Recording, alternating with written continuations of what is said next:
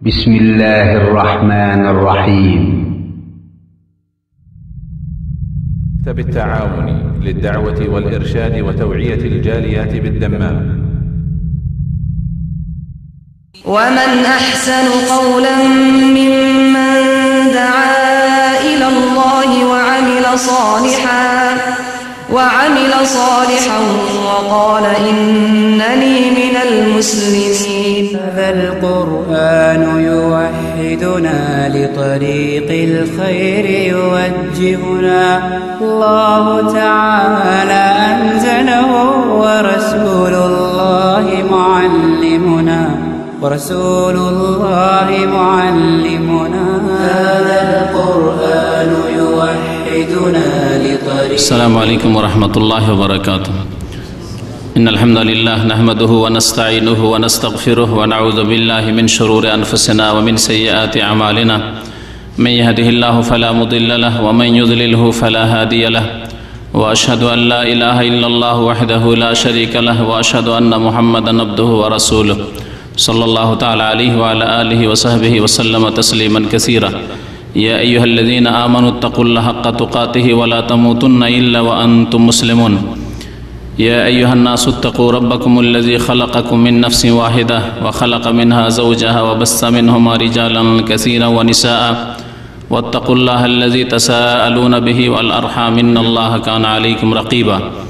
يا أيها الذين آمنوا اتقوا الله وقولوا قولا سديدا يصلح لكم أعمالكم ويغفر لكم ذنوبكم، ومن يطع الله ورسوله فقد فاز فوزا عظيما. أما بعد، فإن خير الحديث كتاب الله، وخير الهدي هدي محمد صلى الله عليه وسلم، وشر الأمور محدثاتها، وكل محدثة بدعة، وكل بدعة ضلالة، وكل ضلالة في النار.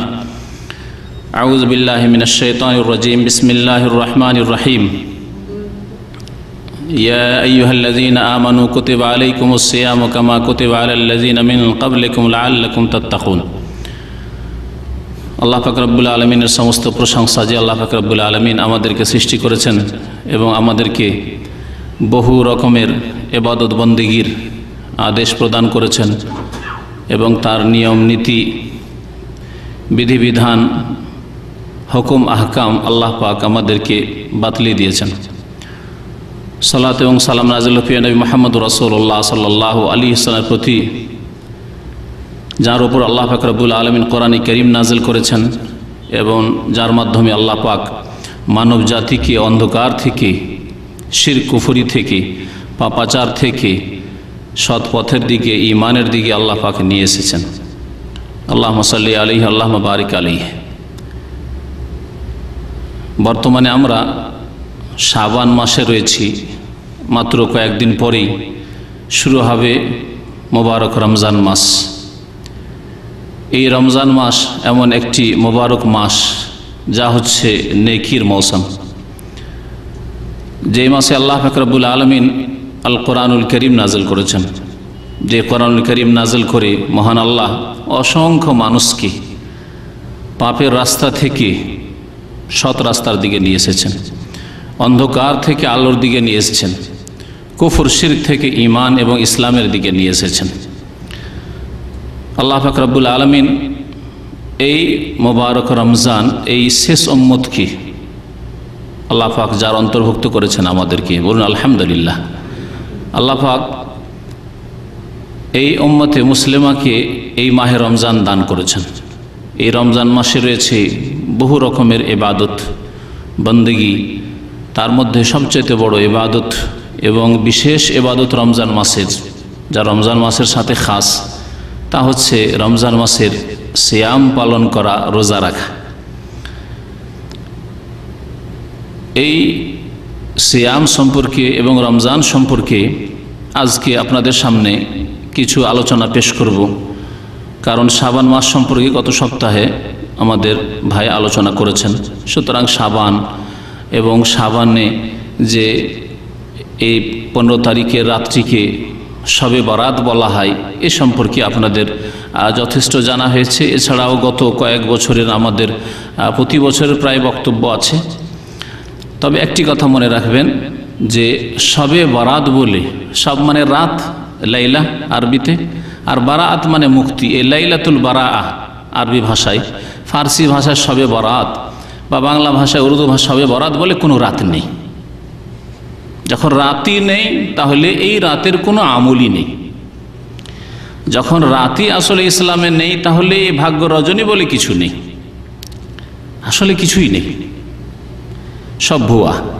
সুতরাং যা কিছু হচ্ছে সব কোরআন এবং হাদিস বিরোধী, উল্টো দিকে যাচ্ছে।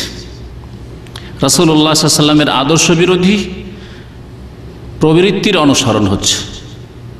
আল্লাহ এবং রাসূলের পক্ষ থেকে এইরকম কোনো বিধান নেই যে লাইলাতুল কাদার ছাড়া, শবে কাদার ছাড়া এমন কোনো রাত রয়েছে যাতে বিশেষ ইবাদত বন্দেগী রয়েছে, এমন কোনো দলিল নেই। এই রাতের নাম শবে বরাত, এই বলে একটি হাদিসও নেই, আয়াত তো দূরের কথা। পক্ষান্তরে কদর, আল্লাহ পাক লাইলাতুল কাদার বলেছেন, ইন্না আনজালনাহু ফি লাইলাতুল কাদর। যদি এত ফজিলতের রাতই হইতো তাহলে কোরআনে কারিমে একটি আয়াতে এই রাতের নাম লাইলাতুল বারাত হইতো, অথবা নবী করিম সাল্লাল্লাহু আলাইহি ওয়াসাল্লামের কোন সহিহ হাদিসে লাইলাতুল বারাত, শবে বরাত বলে একটি রাতের নাম হইতো। যখন নামই নেই তাহলে ওর সাথে সংশ্লিষ্ট আর কিছু সম্পর্কে কল্পনা করা সব ভ্রান্ত কথা। যদি কোনো ব্যক্তির নামই না থাকে পৃথিবীতে মানুষের খাতায়, মানব জাতির খাতায়, তাহলে ওই মানুষ সম্পর্কে বলবেন যে ও মানুষ ভালো অথবা মন্দ, সৎ লোক, এই লোক, এই সব বলা তো ভ্রান্ত কথা। লোকই নেই আসলেই নাম। ঠিক তেমনি এই নামে কোনো রাতই নেই আসলে, বারাতের রাত, শবে বারাত। আল্লাহ পাক যেন মুসলিম জাতিকে বুঝার তৌফিক দান করেন কোরআন এবং হাদিস, এবং কোরআন এবং হাদিসকে ফলো করে চলার তৌফিক দান করেন। রমজান মাস সম্পর্কে আলোচনা অনেক রয়েছে। এই অল্প সময় কোন দিক আলোচনা করা যায়, কোন দিক ছাড়া যায়। তবে সব কিছুই যদি পেশ না করা যায় তো কিছু তো পেশ করা যাবে। যা কিছু পেশ করা সম্ভব হবে আল্লাহ পাক রব্বুল আলামিন যা তৌফিক দেবেন আপনাদের সামনে পেশ করার চেষ্টা করব। রমজান মাস, এই মাসে আল্লাহ পাক রব্বুল আলামিন বিশেষ করে রোজা সিয়াম ফরজ করেছেন। মোবারক রমজান আল্লাহ পাক এই উম্মতকে আমাদেরকে দান করেছেন। সুতরাং এই রমজান মাসের সম্মান শ্রদ্ধা আমাদের করতে হবে। এই রমজান মাসের আমাদের অভ্যর্থনা জানাতে হবে, এর আপ্যায়ন আমাদের করতে হবে। আপনার এমন কোনো যদি অতিথি হয় যার থেকে সামান্য কিছু পার্থিব স্বার্থ আছে, তাহলে সেই অতিথির কত খাতির করেন আপনি, কত জামাইকে আদর করেন, কারণ স্বার্থ আছে যে জামাইয়ের আদর করলে মেয়ে সুখে থাকবে, স্বার্থ আছে, এমনিতে না। এইভাবে যে কোনো ব্যক্তির আসলে আদর আপ্যায়ন করেন, পার্থিব গরজ আছে। একমাত্র আল্লাহ পাক রব্বুল আলামিন বিনা গরজ আমাদেরকে রিজিক দান করছেন। একমাত্র আল্লাহ পাক রব্বুল আলামিন আমাদেরকে বিনা গরজে রিজিক দান করছেন, তিনি রাজ্জাক। বাকি প্রত্যেকের আমাদের গরজ আছে, কারো সৎ গরজ আছে, কারো অসৎ গরজ আছে, কারো ছোট গরজ আছে, কারো বড় গরজ আছে, প্রত্যেক গরজ আছে প্রত্যেকের। তো রমজান মাস যদি আপনার জন্য আমার জন্য অসংখ্য পুরস্কার সাথে নিয়ে আসে, তাহলে আপনি কি এই মেহমানের আতিথ্য করবেন না? সম্মান শ্রদ্ধা প্রদর্শন করবেন না? আপনি যদি জ্ঞানবান হন তো অবশ্যই করবেন। এই রমজান মাসের যে ইস্তেকবাল করতে হবে, অভ্যর্থনা জানাতে হবে, প্রথম কথা আল্লাহ পাক রব্বুল আলামিনের দিকে ফিরে আসতে হবে সংশোধন করে। যদি সংশোধনের অন্তর তৈরি না হয়, সংশোধনের মতো মন মেজাজ তৈরি না হয়, তাহলে আল্লাহ এবং রসুলের কথা শুনে আর বলে লাভ নেই। শোনালাম, আপনি ঝেড়ে রেখে দিলেন, এক কান দিয়ে ঢুকলো আর এক কান দিয়ে বের করে রেখে দিলেন। কিন্তু যখন অন্তর আল্লাহ পাকের দিকে ফিরে আসবে, যে আমার জীবনের অনেক দিন চলে গেছে, অনেক বছর চলে গেছে, আর জানি না সামনে কত দিন আছে, কত মিনিট আছে, কত ঘন্টা আছে, আল্লাহ পাক ভালো জানেন। সুতরাং আমাকে আল্লাহ পাকের দিকে ফিরে আসতে হবে। এই রকম যখন অন্তর তৈরি হবে, তখন আমাদের জীবনে সংশোধন আসবে। তখন আল্লাহ পাক রব্বুল আলামিনের নেক বান্দা হতে পারব। কারণ প্রথম আল্লাহ পাক রব্বুল আলামিন মানুষের হৃদয়ের দিকে দেখেন। আল্লাহ পাক অন্তর দিয়ে দেখেন। ইন্নাল্লাহ লা ইয়ানজুরু ইলা সুওয়ারিকুম ওয়ালা ইলা আজসাদিকুম। আল্লাহ পাক রব্বুল আলামিন রূপ চেহারা দেখেন না, দেহ বডি দেখেন না। ওয়ালাকিন ইয়ানজুরু ইলা কুলুবিকুম ওয়া আমালিকুম, তোমাদের অন্তর দেখেন। আগে অন্তর দেখেন, অন্তরের সততার সাথে আমিও নামাজ পড়ছি, আপনিও নামাজ আদায় করছেন, কিন্তু অন্তরে হয়তো আসমান জমিন পার্থক্য আছে। আপনি হয়তো আমার চাইতে অনেক ভালো অন্তর নিয়ে নামাজ পড়ছেন। এই জন্য নামাজের ক্ষেত্রে আল্লাহ পাক বলেছেন ওয়াল্লাযীনা ফি সালাতিহিম খাশিউন, বলেছেন বিনয়ী হয়ে নামাজ আদায় করার কথা বলা হয়েছে। আমার নামাজ আপনার নামাজে হয়তো অনেক পার্থক্য আছে। আমার নামাজে শুধু ওপরের লেভেল রয়েছে, নড়াচড়া রয়েছে, রুকু সেজদা রয়েছে, কিন্তু আপনার অন্তরে যেমন বাহ্যিক অবস্থা সুন্দর রয়েছে, তেমন আভ্যন্তরীণ অবস্থা নামাজের, তাতে রুহানিয়াত রয়েছে, আধ্যাত্মিকতা রয়েছে। আল্লাহ পাক রব্বুল আলামিনের দিকে ভালো অন্তর নিয়ে ফিরে আসতে হবে। ইয়াউমা লা ইয়ানফাউ মালুন ওয়ালা বানুন ইল্লা মান আতাল্লাহ বিকলবিন সালিম। আল্লাহ পাক সূরা কাফে ইরশাদ করেছেন, কিয়ামতের দিনে লা ইয়ানফাউ মালুন ওয়ালা বানুন, এই দুনিয়ার ধন সম্পদ কোনো কাজে আসবে না, ওয়ালা বানুন সন্তান সন্ততি ছেলে মেয়ে এসবও কোনো কাজে আসবে না, ইল্লা মান আতাল্লাহ, তবে ওই ব্যক্তি সফল হবে, কাজের লোক হবে, সেই দিন কামিয়াব হবে যেই ব্যক্তি আল্লাহ পাকের সামনে আগমন করবে, আসবে বেকালবিন সালিম। কালবের কথা বলা হয়েছে, হৃদয়ের কথা বলা হয়েছে, এবং শুধু অন্তর না, সালিম সুষ্ঠু, সহি সালামত, ভেজাল মুক্ত, শিরক কুফরি মুক্ত, পাপ মুক্ত, সৎ অন্তর নিয়ে আল্লাহ পাক রব্বুল আলামিনের দরবারে যে ব্যক্তি হাজির হবে, সেই ব্যক্তি কামিয়াব।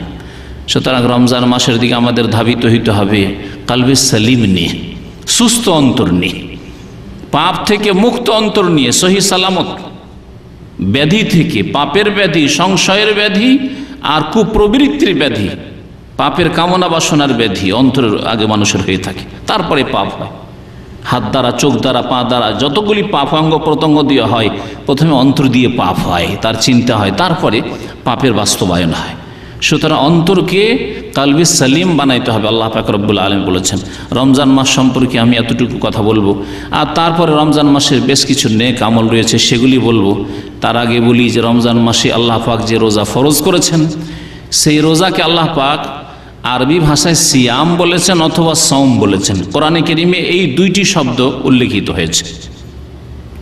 মহান আল্লাহ ইরশাদ করেছেন সূরা বাকারা আয়াত নম্বর 183-তে। এখান থেকেই সিয়াম, রোজার আলোচনা আল্লাহ পাক বর্ণনা শুরু করেছেন। ইয়া আইয়ুহাল্লাযীনা আমানু কুতিবা আলাইকুমুস সিয়াম, হে মুমিনরা তোমাদের ওপর সিয়ামকে ফরজ করা হয়েছে, বিধিবদ্ধ করা হয়েছে, রোজাকে ফরজ করা হয়েছে। এখানে আল্লাহ সিয়াম বলেছেন। মারিয়াম আলাইহিস সালামের ঘটনা উল্লেখ করতে গিয়ে আল্লাহ পাক উল্লেখ করেছেন এই রোজাকে বা সিয়ামকে, যে ইন্নী নাযারতু লির-রহমানি সাওমা, আমি সওমের মান্যত করেছি। তাহলে কোরআনের ভাষায় সওম এবং সিয়াম বলা হয়েছে। এই গুরুত্বপূর্ণ ফরজ এবাদত কি, সওম এবং সিয়াম একই ধাতু থেকে উদ্ভূত। এর অর্থ হচ্ছে বিরত থাকা, শাব্দিক অর্থই হচ্ছে বিরত থাকা। সুতরাং সওম মানে আপনাকে বেশ কিছু বস্তু থেকে, বেশ কিছু বিষয় থেকে, বেশ কিছু কাজ থেকে, বেশ কিছু কথা থেকে বিরত থাকতে হবে। আর সবচাইতে বড় জিনিস যা থেকে বিরত থাকতে হবে তা হচ্ছে সমস্ত পাপ থেকে, হারাম থেকে। পাপ হচ্ছে ফরজ ওয়াজিব ছাড়ার পাপ, এই ফরজ ওয়াজিব ছাড়া পাপ থেকে বিরত থাকতে হবে। আর হারাম নাজায়েজ কাজ, অবৈধ কাজ করার পাপ, এ থেকে বিরত থাকতে হবে। ইতিবাচক এবং নেতিবাচক যা আল্লাহ পাক করতে বলেছেন সেই ক্ষেত্রে অবহেলা করে যেন পাপ না হয়, গুনাহ নয় আপনার। আর আল্লাহ পাক যেসব নিষেধ করেছেন, হারাম নাজায়েজ করেছেন, সেগুলি করে যেন আপনি পাপী না হন, বিরত থাকতে হবে। তাহলে এই উভয় প্রকারের পাপ থেকে প্রথম বিরত থাকতে হবে, আর তারপরে বিরত থাকতে হবে রোজা ভঙ্গকারী বিষয়গুলি থেকে। আল্লাহ পাক রব্বুল আলামিন এই জন্য সিয়াম সম্পর্কে বলেছেন, রোজার উপকারিতা সম্পর্কে, ইয়া আইয়ুহাল্লাযীনা আমানু কুতিবা আলাইকুমুস সিয়াম, হে মুমিনরা তোমাদের উপর রোজাকে বিধিবদ্ধ করা হয়েছে, কামা কুতিবা আলাল্লাযীনা মিন ক্বাবলিকুম, যেমন তোমাদের পূর্বে যেসব জাতি ছিল আর যে সেসব জাতির কাছে আল্লাহ পাক নবী রাসূল প্রেরণ করেছিলেন, সেসব নবী রাসূলগণের মাধ্যমে তাদের উপরও এই সিয়ামকে, রোজাকে বিধিবদ্ধ করা হয়েছিল, ফরজ করা হয়েছিল। কারণ তারাও মানুষ হিসাবে তাদের রোজার ইবাদতের প্রয়োজন ছিল। কারণ মানুষ মাত্রই সংশোধনের প্রয়োজন রয়েছে। আজকের মানুষ হোক আর কালকের মানুষ হোক, এই যুগের মানুষ হোক, এই উম্মতের মানুষ হোক আর প্রাচীন যুগের মানুষ হোক, আগের উম্মতের মানুষ হোক, প্রত্যেকের সংশোধনের প্রয়োজন রয়েছে। আল্লাহ পাক বলছেন লাআল্লাকুম তাত্তাকুন, যাতে করে তোমরা সংযত হইতে পারো, গুনাহ মুক্ত হইতে পারো, পাপ থেকে তোমরা বেঁচে থাকতে পারো। তাকওয়া মানে বেঁচে থাকা, তাত্তাকুন যাতে করে তোমরা বেঁচে থাকার মতো ক্ষমতা, শক্তি অর্জন করতে পারো। গুনাহ থেকে, অন্যায় থেকে, অবৈধ কাজ থেকে, আল্লাহর অসন্তুষ্টি থেকে কি করে বেঁচে থাকতে হবে এর প্রশিক্ষণ যাতে হয়। তাহলে রোজা মানে শুধু এই দেহকে কষ্ট দেওয়া নয়। যেমন এক শ্রেণীর লোকেরা মনে করে যে এই রোজা মানে গরমের দিনে এই তো আযাব শরীরের উপর, আযাব, সারা দিন না খেয়ে থাকা আর সারা দিন পানি খেতে পাবো না, শরীরকে শাস্তি দেওয়া। না, এই আযাব দেওয়ার উদ্দেশ্য নয়। এর দ্বারা আপনাকে সংযত করা, আপনার প্রশিক্ষণ, আপনার তরবিয়ত দিয়ে আপনাকে প্রশিক্ষণ প্রাপ্ত করা যে আমি যেসব জিনিস আমার জন্য হালাল রয়েছে, পানাহার হালাল, স্ত্রী হালাল, আমার জন্য এইরকম বহু কিছু যেসব রোজা ভঙ্গকারী বিষয় রয়েছে এগুলি হালাল, তারপরে এগুলি যে কোনো সময় আমি ব্যবহার করে নিতে পারি, তারপরেও করছি না, আমি যে কোনো সময় খেয়ে নিতে পারি, যে কোনো সময় পান করে নিতে পারি, কেউ টের পাবে না। আর যদি কোনো জায়গায় নির্জনতা অবলম্বন নাও করতে পারি তো পুকুরে ডুব দিয়ে, নদীতে ডুব দিয়ে, সমুদ্রে ডুব দিয়ে করতে পারি, তারপরেও আমরা পানাহার করি না। মুসলিম যে আল্লাহকে ভয় করে রোজা রাখি, এর মাধ্যমে প্রশিক্ষণ দেওয়া হচ্ছে যে তুমি রমজান মাসে পানাহার করছো না। কেউ যদি বলে যে ভাই তোমাকে বকশিশ দেবো, তুমি খাও, তাও খাবেন না আপনি। কেউ যদি বলে যে ভাই তোমাকে লাখ টাকা দেবো, পান করো, ঈমান যদি সত্যি পরকালের প্রতি থাকে, আল্লাহর প্রতি থাকে, তবু লক্ষ টাকাও নেবেন না আপনি। বলে আমার রোজার হেফাজত চাই, আমাকে রোজা রাখতে হবে। তাহলে রমজান মাসের এই রোজার এত হেফাজত, তাহলে নিজের শরীরের অঙ্গ প্রত্যঙ্গকে, নিজের এই জবানকে, বাকশক্তিকে, নিজের পেটকে, নিজের যৌন চাহিদাকে, লজ্জাস্থানকে হারাম থেকে, গুনাহ থেকে কি করে বিরত রাখতে হবে এর প্রশিক্ষণ। এক মাসের মধ্যে আপনার প্রশিক্ষণ হয়ে গেল যে আপনি যেসব হালাল, সারা বছর 11 মাস হালাল, সেগুলি থেকে বিরত থাকলেন আপনি রমজান মাসের দিনে, রাত্রে রমজান মাসে হালাল, দিনে আপনি বিরত থাকলেন। তো যেগুলি সারা জিন্দেগি হারাম, সমস্ত মানুষের উপর হারাম এবং সর্বদার জন্য হারাম, কিয়ামত পর্যন্ত হারাম নাজায়েজ, সেগুলি কি করে আমি একজন মুসলিম করতে পারি? এর তরবিয়ত দিয়ে, প্রশিক্ষণ দিয়ে আপনাকে একজন যোগ্য মুসলিম তৈরি, মুত্তাকি, পরহেজগার, আল্লাহর খাস বান্দা, আল্লাহর নেক বান্দা তৈরি করা হবে এর মাধ্যমে। লাআল্লাকুম তাত্তাকুন, যাতে করে তোমরা সংযত মানুষ হতে পারো। এই রমজান মাসের সিয়াম আল্লাহ পাক রব্বুল আলামিন ফরজ করেছেন। এই আয়াতে লক্ষ্য করলে দেখা যায় যে আল্লাহ পাক বলেছেন রোজা তোমাদের ফরজ করা হয়েছে, কিন্তু এই কথা বলা হয়নি যে কোন মাসে ফরজ করা হয়েছে, তাই না? না, বলা হয়েছে ইয়া আইয়ুহাল্লাযীনা আমানু কুতিবা আলাইকুমুস সিয়াম কামা কুতিবা আলাল্লাযীনা মিন ক্বাবলিকুম লাআল্লাকুম তাত্তাকুন। মাসের কথা উল্লেখ করা হয়নি, তবে রোজা ফরজ করা হয়েছে এই কথা বলা হয়েছে। কতদিন এই আয়াতে বলা হয়? তারপরে আয়াতে আল্লাহ বলছেন আইয়ামাম মাদুদাত, মাত্র কয়েকদিন। মাত্র কয়েকদিন, কতদিন? নবী করিম সাল্লাল্লাহু আলাইহি সাল্লামের হাদিসের ব্যাখ্যা রয়েছে আশ-শাহরু হাকাযা ওয়া হাকাযা ওয়া হাকাযা। তিনবার দেখাতে গিয়ে তৃতীয়বার একটা আঙ্গুল কম করে বললেন আশ-শাহরু হাকাযা ওয়া হাকাযা ওয়া হাকাযা। কত হইল? একবার 29 দেখালেন, আরেকবার 30 দেখালেন। মানে আরবি মাস, চাঁদের মাস, ইসলামে মাস হয় 30 হয় অথবা 29 হয়। আল্লাহ পাক এতটা রোজা ফরজ করেছেন।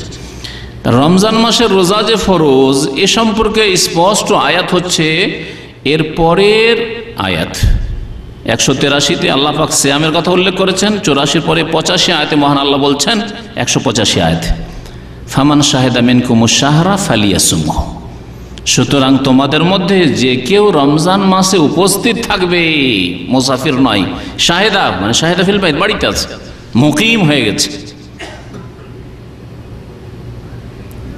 অসুস্থ নয়, যেই ওজুরগুলির কথা আল্লাহ পাক আয়াতগুলিতে উল্লেখ করেছেন। মুসাফিরও নও তুমি আর অসুস্থ নও। ফামান শাহেদা মিনকুমুশ শাহরা, সুতরাং যেই ব্যক্তি রমজান মাসে, শাহরা শাহর মানে মাস, এই শাহর রমজান যার কথা তার আগের আয়াতে আল্লাহ পাক বলে শাহরু রমাদান আল্লাযী উনজিলা ফীহিল কোরআন, রমজান মাসে কোরআনুল কারীম নাযিল হয়েছে। তারপরে আল্লাহ পাক বলছেন ফামান শাহেদা মিনকুমুশ শাহরা, সুতরাং তোমাদের মধ্যে যেই ব্যক্তি এই রমজান মাসে মুকিম হবে, মুসাফির নয়, সুস্থ থাকবে, ফালিয়াসুমহু, সে যেন অবশ্যই রোজা রাখে। তাফসীর কারগণ বলছেন যে এই আয়াত দিয়ে আল্লাহ পাক মাহে রমজানের রোজাকে ফরজ করেছেন, কারণ এই আয়াত স্পষ্ট করেছেন আল্লাহ পাক যে রমজান মাসে রোজা রাখতে হবে। রমজান মাসের রোজা ফরজ, এর দলিল কোরআনে কারিমে রয়েছে, এর প্রমাণ নবী করিম সাল্লাল্লাহু আলাইহি সাল্লামের অসংখ্য হাদিস রয়েছে। তার মধ্যে একটি হাদিস খুব প্রসিদ্ধ, যা আপনারা সকলেই জানেন হয়তো যারা এখানে আসেন, যে নবী করিম সাল্লাল্লাহু আলাইহি সাল্লাম বলেছেন বুনিয়াল ইসলাম আলা খামস, ইসলামের ভিত্তি স্থাপিত হয়েছে কয়টি বিষয়ের ওপর? 5টি। দিন যারা শিখে তারা চট করে বলে দিল, কিন্তু গত সপ্তাহে এক হাসপাতালে বক্তব্য গেলাম, আমাদের এই ভাই আমার সাথেই ছিল, হাসপাতালে মহিলা রয়েছে, পুরুষ রয়েছে, হলের মধ্যে বক্তব্য, সুবহানাল্লাহ। সেখানে জিজ্ঞাসা ইসলামের খুঁটি কয়টি, কেউ বলতে পারলো না। 4টি প্রাইজ দিতে হবে, ইসলামের খুঁটি, ইমানের খুঁটি কোনোটাই বলতে পারলো না, সূরা ফাতিহাও যায় না, কিছুই নেই, শেষখানে প্রাইজ দিতেই হবে, কারণ ওপর থেকে দেওয়া হয়েছে, ওদেরকে দিতে হবে। শেষে দেখলাম যে আর কি জিজ্ঞাসা করবো, আত্তাহিয়াতও জানা নেই, দুরুদও জানা নেই, তসবিহ, সিজদার তসবিহ বলতে পারবেন? আলহামদুলিল্লাহ একজন বলতে পারলাম, সিজদার তো সুবহান রাব্বিয়াল আযীম বলেই প্রাইজ। এই হলো মুসলিম জাতির অবস্থা, আমাদের জাতির অবস্থা।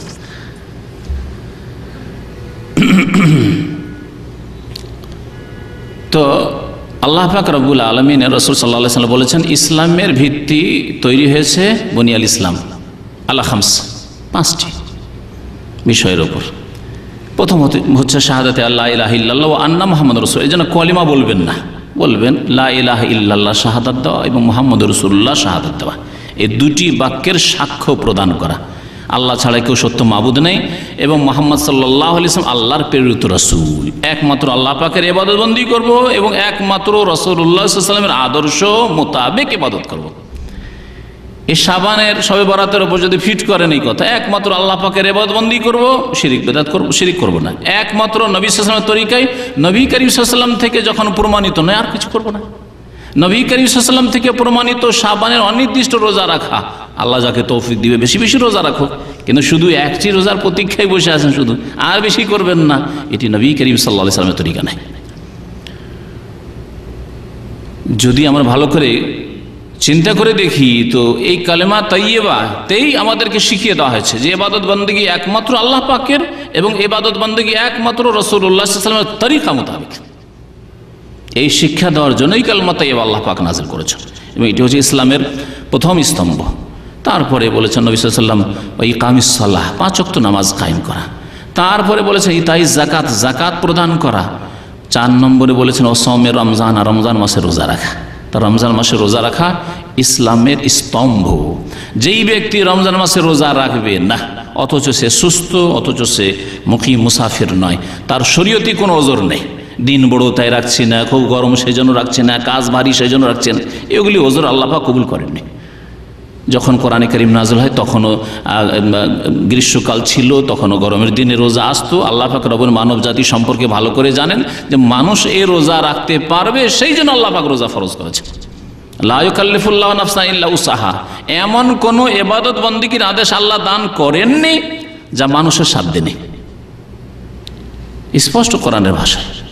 সুতরাং রোজা প্রত্যেকের জন্য রাখা সম্ভব যদি চেষ্টা করে, যাদের আল্লাহ পাক রোজা ফরজ করেছেন। সুতরাং এই 4র্থ স্তম্ভ যদি কেউ কায়েম না করে, সে দিন কায়েম করলো না। এর নাম হচ্ছে দিন কায়েম করা। যেই ব্যক্তি রোজা রাখলো না, সে দিনকে ধ্বংস করলো, ঈমান ইসলামকে ধ্বংস করলো। 5 নম্বরে হচ্ছে বাইতুল্লাহর হজ করা, যা জীবনে একবার। রমজান মাসের রোজা প্রতি বছর 1 মাস আল্লাহ পাক ফরজ করেছেন। রমজান মাসের বলছিলাম যে রমজান মাসের যেসব নেক ইবাদত বন্দেগী রয়েছে সেগুলি আপনাদেরকে বলবো, যাতে করে আল্লাহ পাক যেন প্রথম আমাকে তৌফিক দান করেন, তারপর আপনাদের সকলকে তৌফিক দান করেন যে এই নেক আমলগুলিতে অংশ নেওয়ার। আমরা যাতে করে এই নেক আমলগুলিতে বেশি বেশি অংশ নিতে পারি। কারণ দুনিয়ার ক্ষেত্রে আমাদেরকে বলতে হয় না, আমরা সকলে প্রবাস, সবাই এসেছি, কিন্তু কখনো আমাদের এই রকম বিষয়ের বক্তব্য করতে হয় না যে ভাই বিদেশে এসেছেন, বেশি বেশি ইনকাম করেন, আর যত টাকা নিয়ে যেতে পারেন তত বেশি কামিয়া, বলতে হয় কি? বিনা বলাতেই এতে সবাই কিন্তু দৌড় লাগাচ্ছেন, ডিউটি শেষ হয়ে যাচ্ছে তারপরেও এদিক সেদিক ঘুরছেন, খোঁজ খবর নিচ্ছেন, হ্যাঁ, শরীর ক্লান্ত ভেঙে পড়ছে তারপরও ছাড়ছেন না। যদি কিছু আসে, আরো কিছু যদি টাকা আসে, পেরেশান হয়ে রয়েছেন পয়সার জন্য, পেটের জন্য। আর আখিরাতের জন্য স্মরণ করিয়ে দিলেও আমরা ভুলে যাই। আল্লাহ পাক বলছেন ওয়াজাক্কির ফাইন্না যিকরা তানফাউল মুমিনিন, স্মরণ করিয়ে দাও, স্মরণ করালে মুমিনদের উপকার হয়। তো আমরা সত্যিকার মুমিন কিনা স্মরণ করিয়ে দেওয়ার পরে বোঝা যাবে যে আমরা আসলে আমলে কাজে পরিণত করছি কিনা। যদি কাজে আমরা পরিণত করি তাহলে আমাদের ঈমান আছে, কারণ আল্লাহ পাক বলছেন যে মুমিনদের স্মরণ করিয়ে দিলে, উপদেশ দিলে তাদের ফায়দা হয়। ওয়াজাক্কির ফাইন্না যিকরা তানফাউল মুমিনিন। প্রথম ইবাদত বললাম যে রমজান মাসের ইবাদত কি, খাস ইবাদত রমজান মাসের, তা হচ্ছে রোজা রাখা, সিয়াম পালন করা। এই রোজাকে আল্লাহ পাক ফরজ করেছেন এবং এর উপর মহা পুরস্কার রেখেছেন। যেমন রমজানের ফজিলত রয়েছে তেমন রোজারও বড় ফজিলত রয়েছে। রমজানের ফজিলত সম্পর্কে প্রিয় নবী মুহাম্মদ রাসূলুল্লাহ সাল্লাল্লাহু আলাইহি ওয়াসাল্লামের সহিহ বুখারী মুসলিমের হাদিস, এছাড়াও প্রায় হাদিসের কিতাবে রয়েছে হাদিস, ইজা দাখালা রমাদান, যখন রমজান মাস আসে তখন আল্লাহ পাক রব্বুল আলামিনের পক্ষ থেকে ফুত্তিহাত আবওয়াবুল জান্নাহ, জান্নাতের দরজাগুলিকে খুলে দেওয়া হয়, যাতে করে মানুষ সহজে জান্নাতের রাস্তার দিকে আসতে পারে। রাস্তা যদি খোলা থাকে তাহলে সহজ। দেখেন আজকাল যে দেশের ভিসা উন্মুক্ত, কোনো পেরেশানি হয় না, গেলে বর্ডারে গেলে ভিসা লাগিয়ে দেওয়া হয়, সে দেশের লোক বেশি যাচ্ছে না। আর যে দেশে গেলে ও বর্ডারে গিয়ে ভিসা পাওয়া যাবে না, ও দূতাবাস যাও, তারপরে লাইন লাগাও, তারপরে 100 জন দরখাস্ত করলে 5 জনকে ভিসা দেয়, সে দেশে কটা লোক যায়?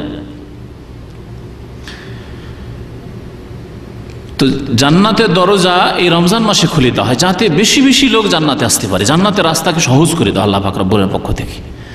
ওয়াগুল্লিকাত আবওয়াবু জাহান্নাম বা আবওয়াবুল জাহিম, বিভিন্ন ভাষার আবওয়াবুল নিরান, জাহান্নামের দরজাকে বন্ধ করে দেওয়া হয়, জাহান্নামের দরজা বন্ধ করে দেওয়া হয়, যাতে করে জাহান্নামের রাস্তার দিকে না যেতে পারে। এই জন্য দেখা যায় যে আলহামদুলিল্লাহ মুসলিম উম্মাহ এত পাপে ডুবে থাকা সত্ত্বেও রমজান মাস আসলে অনেক পাপিষ্টরা মসজিদ ভরপুর করে দেয়। এরা যদি এইভাবেই রমজান ছাড়া 11 মাসে মসজিদকে ভর্তি করতে পারত, মসজিদে যদি সুস্থ অন্তর নিয়ে হাজির হইতো, তাহলে মুসলিম উম্মাহ গোলামের জীবন কাটাতো না, আল্লাহ এদেরকে সম্মানিত করে দিতেন। কারণ আল্লাহ পাক ওয়াদা করেছেন, ওয়াদাল্লাহুল্লাযিনা আমানু মিনকুম ওয়া আমিলুস সালিহাত, আল্লাহ তোমাদের মধ্য থেকে ওয়াদা করেছেন ওই সব মুমিনদের সাথে যারা ঈমান নিয়ে এসেছে এবং সৎকর্মশীল হয়েছে।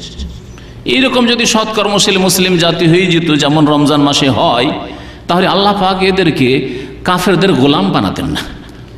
আল্লাহ পাক এদেরকে পৃথিবীতে নেতৃত্ব দেওয়ার জন্য নিয়ে এসেছেন। কুনতুম খায়রা উম্মাহ উখরিজাত লিন-নাস, তোমরা শ্রেষ্ঠ জাতি, তোমাদেরকে মানুষের কল্যাণের জন্য নিয়ে আসা হয়েছে। মানুষকে যারা কল্যাণের রাস্তা দেখাবে তারা নেতৃত্ব দেবে, তারা গোলামি আবার কেন করবে? তারা নেতৃত্ব দেবে। কিন্তু আজকে বর্তমান অবস্থা এর বিপরীত, কারণ আমরা আমাদের যে রাস্তা ছিল সেখান থেকে আমরা সরে গেছি। আল্লাহ পাক যেন উম্মতে মুসলিমকে আবার তাদের দ্বীনের দিকে, ঈমানের দিকে, ইসলামের দিকে, আল্লাহ পাক রব্বুল আলামিনের রাস্তার দিকে ফিরে আসার তৌফিক দান করেন। বলছিলাম যে রমজান মাস আসলে জাহান্নামের দরজা বন্ধ করে দেওয়া হয়। অসুফিদাতিশ শায়াতিন ও মারাদাতুল জিন, শয়তানকে শিকলাবদ্ধ করে দেওয়া হয়। বিশেষ করে জিনদের মধ্যে যেগুলি বিতাড়িত, পাপিষ্ট, যারা ক্ষতি করে, মানুষের ঈমান হরণ করার চেষ্টা করে, তাদেরকে বেঁধে দেওয়া হয় মারাদাতুল জিন। এই জন্য শয়তানের সাথে শয়তান মরদুদ বা বিতাড়িত শয়তান লাগানো হয়। শয়তানের রজিম, মারাদাতুল জিন, ওর মানে বিতাড়িত জিন যারা, পাপিষ্ট জিন যারা সবসময় পাপের জন্য কুমন্ত্রণা দিতে থাকে মানুষের অন্তরে, মানুষকে পথভ্রষ্ট করার জন্য লেগে আছে, তাদেরকে শিকলাবদ্ধ করে বেঁধে দেওয়া হয়। আল্লাহ পাক রব্বুল কেমন করে বাঁধেন, কিভাবে তার জাহান্নামের দরজা বন্ধ থাকে, কিভাবে জান্নাতের দরজা খোলা থাকে, আল্লাহ পাক রব্বুল আলামিন এসব গায়বের কথা ভালো জানেন। নবী করিম সাল্লাল্লাহু আলাইহি ওয়াসাল্লাম আমাদেরকে বলেছেন, সুতরাং আমাদেরকে এর প্রতি ঈমান রাখতে হবে। এই হচ্ছে মুমিনের কাজ। রমজানের ফজিলত বলার পরে এই একটি হাদিস দিয়েই আমি ক্ষান্ত করছি। নবী করিম সাল্লাল্লাহু আলাইহি ওয়াসাল্লাম এই সিয়াম সম্পর্কে, রোজা সম্পর্কে যেসব ফজিলতের কথা বলেছেন তার এক দুটি হাদিস বলি। রমজান মাসের সিয়াম পালন করলে অতীতের গুনাহ খাতা আল্লাহ পাক মাফ করে দেন। সহিহ বুখারী মুসলিমের হাদিসে রয়েছে, নবী করিম সাল্লাল্লাহু আলাইহি ওয়াসাল্লাম বলেছেন, মান সামা রমাদান ঈমানান ওয়া ইহতিসাবান গুফিরা লাহু মা তাকাদ্দাম মিন যামবিহি। যে ব্যক্তি রমজান মাসের সিয়াম পালন করলো, রোজা রাখলো, আল্লাহর প্রতি ঈমান রেখে, আল্লাহর প্রতি যদি বিশ্বাস থাকে যে আমাকে রোজা আল্লাহ পাক ফরজ করেছেন, রাখতে হবে, তাহলে কি আজকে খুব গরম, আজকে খুব খিদা লেগেছে, আজকে সেহরি খেতে পাইনি, এইরকম কথা মনে আসবে? কখন আসবে না। আমাকে রোজা রাখতে হবে, আল্লাহর প্রতি ঈমান রয়েছে আমার, যে আমার রব ফরজ করেছেন, সুতরাং আমাকে এই রোজা রাখতেই হবে। ঈমানান ওয়া ইহতিসাবান, এবং নেকির আশায়, পার্থিব কোনো উদ্দেশ্য নয়, কাউকে সন্তুষ্ট করার জন্য নয়, কারো চাপে ভয়ে নয়, অন্য কোনো উদ্দেশ্য নয়। ইহতিসাবান, নেকির উদ্দেশ্যে। যদি আল্লাহ পাকের প্রতি ঈমান রেখে নেকির উদ্দেশ্যে রোজা রাখে কেউ, রমজান মাসের গুফিরা লাহু মা তাকাদ্দামা মিন যামবিহি, তার অতীতের গুনাহকে আল্লাহ পাক মাফ করে দেবেন। অতীতের গুনাহ আল্লাহ পাক মাফ করে দেবেন, কিন্তু ফরজ ঠিক থাকতে হবে। ছোট গুনাহগুলি আল্লাহ মাফ করবেন, সাগীরা গুনাহ। কাবীরা গুনাহ যদি হয়ে থাকে তাহলে তওবা করে ফিরে আসতে হবে। অর্থাৎ কেউ যদি আধা নামাজি থাকে, রমজানের আগে 4 ওয়াক্ত নামাজ পড়তো, ফজর পড়তো না, তা আপনি কি মনে করেন যে ফজর না পড়ে 4 ওয়াক্ত পড়া মুসলমান, বা মাঝে মধ্যে নামাজ পড়েন আর রমজান মাসের রোজা আসলো আর আপনার অতীতের গুনাহ মাফ হয়ে গেল? না, কখনো নয়। রমজান মাসের রোজা দিয়ে অতীতের গুনাহ মাফ হবে, মানে যদি শর্ত আছে। আরেকটি হাদিস তাহলে আপনাকে শোনাই। নবী করিম সাল্লাল্লাহু আলাইহি ওয়াসাল্লাম বলেছেন, আস-সালাওয়াতুল খামসু, 5 ওয়াক্ত নামাজ যারা পড়বে, তাহলে প্রথম 5 ওয়াক্ত নামাজ, ওয়াল জুমাতু ইলাল জুমা, এবং জুমার নামাজ যারা পড়বে, তাহলে জুমা পড়া মুসলমান হইলে হবে না। সপ্তাহে একদিন খ্রিস্টানরা রবিবারে যায় তাদের চার্চে, আর আপনার শুক্রবারে টুপি পাঞ্জাবি লাগিয়ে চলে যাবেন, এতে কাজ হবে না। প্রথম আস-সালাওয়াতুল খামসু, 5 ওয়াক্ত নামাজ বলা হয়েছে। ওয়াল জুমাতু ইলাল জুমা, এবং প্রতি জুমা আদায় করে। আর কি করে? ওয়া রমাদান ও ইলা রমাদান, এক রমজান থেকে আর এক রমজান পর্যন্ত রমজানের রোজাও রাখলেন আপনি। মুকাফফিরাতুন লিমা বাইনাহুন্না, এর মাঝে যত গুনাহ খাতা ভুল ভ্রান্তি হবে, পাপ হবে, মোচন করে দেবে, কাফফারা হয়ে যাবে, মাফ করে দেবেন আল্লাহ পাক রব্বুল আলামিন এই নেক আমলের মাধ্যমে। কয়টি নেক আমল বললেন? 5 ওয়াক্ত নামাজ, তাহলে 5 ওয়াক্ত নামাজ হইতে হবে। জুমার নামাজ, রমজান মাসের রোজা, মুকাফফিরাতুন লিমা বাইনাহুন্না, এর মাঝে যে গুনাহগুলি হবে আল্লাহ পাক মাফ করে দেবেন। শর্ত আরেকটি আছে, ইজাজতুনিবাতিল কাবাইরু, যদি কাবিরা গুনাহ থেকে বেঁচে থাকে। মাশাআল্লাহ, আরব দেশে থেকে আপনাদের এই আরবিগুলা বোঝা খুব সহজ, আমি যেভাবে তর্জমা করি তাতে বোঝা সহজ। ইজাজতুনিবা, ইজতিনাব মানে পরহেজ করা, বেঁচে থাকা, আর কাবায়ের মানে বড় গুনাহ থেকে। তা বড় গুনাহ থেকে যদি বেঁচে থাকেন, চুরি করেন না, ডাকাতি করেন না, বেঈমানি করেন না, ছিনতাই করেন না, কাউকে মারধর করেন না, গীবত করেন না, এইভাবে আপনি যদি কাবিরা গুনাহ থেকে, নামাজ ছাড়েন না, যাকাতে বখিলি করেন না, যাকাত আপনি দিয়েছেন, মাশাআল্লাহ, তাহলে আপনার আর কাবিরা গুনাহ নেই। আল্লাহর হকের ক্ষেত্রে কাবিরা গুনাহ নেই, মানুষের হকের ক্ষেত্রে কাবিরা গুনাহ নেই, কাবিরা গুনাহ নেই। বাকি যদি গুনাহ হয় আল্লাহ পাক মাফ করে দেবেন। ইজাজতুনিবাতিল কাবাইরু, এই হচ্ছে রমজান মাসের ফজিলত এবং এই রমজান মাসের সিয়াম রোজার ফজিলত। রমজান মাসের দ্বিতীয় ইবাদত যা রমজান মাসের সাথে খাস, কিন্তু এই ইবাদত সুন্নাত, তা হচ্ছে রমজান মাসের কিয়াম, সিয়ামের সাথে কিয়াম। নবী করিম সাল্লাল্লাহু আলাইহি ওয়াসাল্লাম ওই হাদিসে, যে হাদিসে রমজান মাসের রোজা রাখলে অতীতের গুনাহ আল্লাহ মাফ করে কথা বলা হয়েছে, সেই হাদিসেরই দ্বিতীয় অংশ হচ্ছে, ওমান কামা রমাদানা ঈমানান ওয়া ইহতিসাবান গুফিরা লাহু মা তাকাদ্দামা মিন যামবিহি, যে ব্যক্তি রমজান মাসের কিয়াম করবে, অর্থাৎ তারাবিহ পড়বে, রাত্রের নামাজ পড়বে, জামাত সহকারে, পুরুষরা বিশেষ করে জামাত সহকারে মসজিদে পড়বে। এটি হচ্ছে মুস্তাহাব এবং সুন্নাত। নবী করিম সাল্লাল্লাহু আলাইহি সাল্লামের পরে জামাত সহকারে যেহেতু পড়া হয়েছে, আর জামাতে পড়লে তার খুশু খুজু এবং তাতে আন্তরিকতা, তাতে একাগ্রতা আরও বেশি বেড়ে যায়। একা নামাজ পড়ার অজুহাত করে অনেক সময় ভাবলেন যে আমি বাড়িতেই হয়তো পড়বো, কিন্তু বাড়িতে পড়তে গিয়ে গাফিলতি হইতে পারে। আচ্ছা, এই রাতে শুয়ে যাই, শেষ রাতে পড়বো, শেষ রাতেও পারলেন না, সাহরির সময় হয়ে গেল, এদিকে খাবেন না নামাজ পড়বেন, দুই দিকে আপনি টানা পড়ার মধ্যে পেরেশানিতে পড়ে গেলেন। এইভাবে গাফিলতি আসতে পারে, অনেক ভালো মানুষদের দেখা গেছে। সুতরাং এই সুন্নত কিয়াম রমজান মাসের জামাতে পড়ার চেষ্টা করবেন, যাদের ফরজ ডিউটি নেই মালিকের পক্ষ থেকে। আমরা যেহেতু চাকরি করতে এসেছি, অনেকের হয়তো বাধ্য যে আপনার ফরজ নামাজ পড়ে আপনাকে কাজে চলে যেতে হবে, ডিউটিতে চলে যেতে। সেই ক্ষেত্রে আপনি যখন কাজ থেকে ফ্রি হইতে পারবেন, তখন রাতের যে কোনো অংশে আপনি এই তারাবি বা কিয়ামুল লাইল, কিয়ামে রমজান পড়ে। নবী করিম সাল্লাল্লাহু আলাইহি ওয়াসাল্লাম মান কামা রমাজানা, তাহলে একে কিয়ামে রমজান বলেছে, রমজান মাসের কিয়াম। নবী সাল্লাল্লাহু আলাইহি ওয়াসাল্লামের জামানায়, সাহাবায়ে কেরামদের জামানায় দীর্ঘ লম্বা কিয়াম করে দাঁড়িয়ে তেলাওয়াত করা হইতো। এই জন্য এই নামাজের নাম হচ্ছে কিয়ামে রমজান, দীর্ঘক্ষণ দাঁড়িয়ে তেলাওয়াত করার নামাজ। আর আজকাল তো আমরা 1 আয়াত 2 আয়াত 3 আয়াত, আর যারা বেশি পড়ে খতম তারাবি আমাদের দেশে, তাদের এইখানে 1 আয়াত পড়তে যে সময় লাগে, তার মধ্যে ওরা 10 আয়াত পড়তে পারে, 20 আয়াত পড়তে পারে। তাদের কি পড়ে হাফেজরা খতমে তারাবিতে, তারা নিজেরাই শুনতে পায় না, বুঝতে পারে না যে কি পড়লো না পড়লো, কোন হরফ কোথায় উচ্চারণ হইলো আর কোথায় খেলো, কিছু বুঝে না তারা। এইরকম নামাজ হয় না, মনে রাখবেন। নবী করিম সাল্লাল্লাহু আলাইহি সাল্লাম, সহিহ বুখারীর হাদিস রয়েছে, একটি লোক নামাজ পড়ে আসলো, আসার পরে সালাম করলো। নবী সাল্লাল্লাহু আলাইহি ওয়াসাল্লাম, ইরজি ফাসাল্লি ফাইন্নাকা লাম তুসাল্লি, একটু তাড়াহুড়া করে নামাজ পড়ার কারণে যাও, ফিরে যাও, পুনরায় নামাজ পড়ো। ফাইন্নাকা লাম তুসাল্লি, তুমি নামাজই পড়োনি, তুমি নামাজই পড়োনি, অথচ নামাজ পড়ে আসছে ওই লোক। 3 বার করে এরকম হচ্ছে। শেষে যখন এর চাইতে ভালো করতে পারছেন, তাহলে নিশ্চয়ই ভালো করার চেষ্টা করেছিল সে। বললেন সাহাবী, ইয়া রাসূলুল্লাহ মা উহসিনু গায়রা হাযা, এর চাইতে ভালো আমাকে কেউ নামাজ শিখায়নি, ফাআল্লিমনি, সুতরাং আমাকে শিখিয়ে দেন, ভালো নামাজ শিখিয়ে দেন, সঠিক নামাজ শিখিয়ে দেন। নবী করিম সাল্লাল্লাহু আলাইহি ওয়াসাল্লাম ধীর স্থিরতার সাথে, ইতমিনানের সাথে, প্রশান্তির সাথে নামাজ পড়তে বললেন এবং তার তারিকা শিখিয়ে দিলেন। সুতরাং এই তাড়াহুড়ার তারাবির সংখ্যা অনেক বাড়িয়ে দিলেন, 20 করে দিলেন, কিন্তু ওই 20 রাকাত পড়তেও আধা ঘন্টাও লাগে না, 20 মিনিট থেকে আধা ঘন্টা লাগে। আর এখানে 8 রাকাত পড়ে, তাতেও আধা ঘন্টা। নবী করিম সাল্লাল্লাহু আলাইহি ওয়াসাল্লাম আদর্শ এর চাইতে অনেক লম্বা লম্বা তারাবি পড়তেন। 8 রাকাত তারাবির বেশি নবী করিম সাল্লাল্লাহু আলাইহি ওয়াসাল্লাম কখনো পড়েননি। সহিহ বুখারী শরীফে হাদিস রয়েছে, মা কানা ইয়াজিদু ফি রমাদান ওয়ালা ফি গায়রিহি আলা 11 রাকাতান। মা আয়েশা রাদিয়াল্লাহু তাআলা আনহাকে যখন জিজ্ঞাসা করা হয়, কোন তাবী জিজ্ঞাসা করেন যে রাসূলুল্লাহ সাল্লাল্লাহু আলাইহি ওয়াসাল্লামের রমজান মাসের নামাজের সংখ্যা কত ছিল রাত্রে,